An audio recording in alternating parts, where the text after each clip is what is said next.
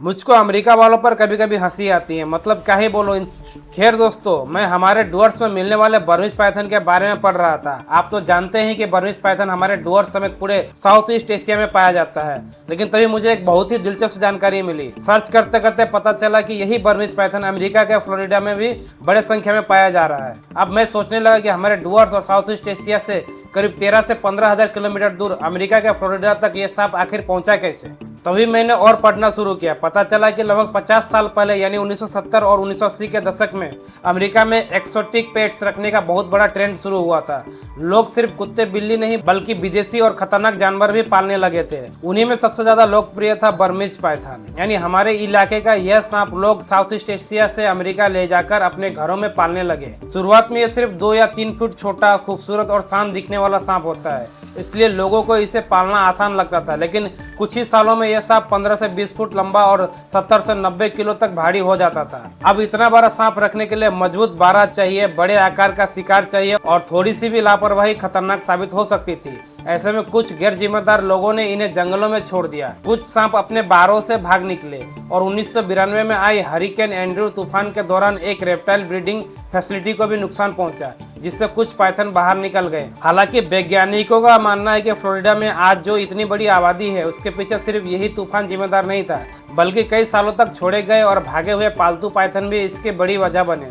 धीरे धीरे ये फ्लोरिडा के एवरग्लाड्स तक पहुंच गए। अब जरा सोचिए, लाखों एकड़ में फैला दलदल, चारों तरफ पानी, घनी घास, गर्म और नम मौसम और खाने के लिए रैकून, खरगोश, ऑप्सम, पक्षी, हिरन के बच्चे, यहाँ तक कि छोटे मगरमच्छ भी। यानी बर्मिज पाइथन के लिए तो मानो लॉटरी लग गई। यहीं से शुरू हुई असली तबाही। इनका प्रजनन तेजी से होने लगा। एक मादा बर्मिज पाइथन एक बार में 50 से 100 या उससे भी ज्यादा अंडे दे सकती है।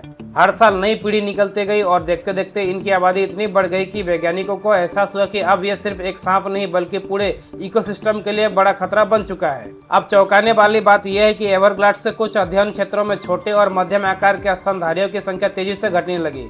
रैकून लगभग 99%, ऑपोसम लगभग 98%, बॉबकैट लगभग 87% तक कम दर्ज किए गए। Marsh rabbit, cotton tail rabbit, fox और व्हाइट टेल डियर जैसी कई प्रजातियां भी प्रभावित हुई। हालात इतने गंभीर हो गए कि फ्लोरिडा के सरकार ने 2013 में फ्लोरिडा पाइथन चैलेंज शुरू किया। इसका मकसद मनोरंजन नहीं बल्कि बर्मिज पाइथन की आबादी कम करना था। हर साल लगभग 10 दिन तक प्रशिक्षित लोग एवरग्लाड्स के तय इलाकों में जाकर पाइथन खोजते हैं और हटाते हैं। सबसे ज्यादा पाइथन पकड़ने वाले और सबसे लंबे पाइथन पकड़ने वालों को नगद इनाम दिया जाता है।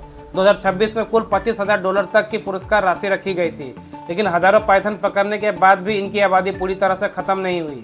लेकिन इतने बड़े जंगल में हर पाइथन को ढूंढना लगभग नामुमकिन है, इसलिए वैज्ञानिक जीपीएस ट्रैकिंग, रेडियो टेलीमेट्री और जुडास स्नेक टेक्निक का भी इस्तेमाल करते हैं। इसमें एक नर पाइथन पर ट्रैकर लगाया जाता है। ब्रीडिंग सेशन में वो खुद मादा पाइथन तक पहुंच जाता है।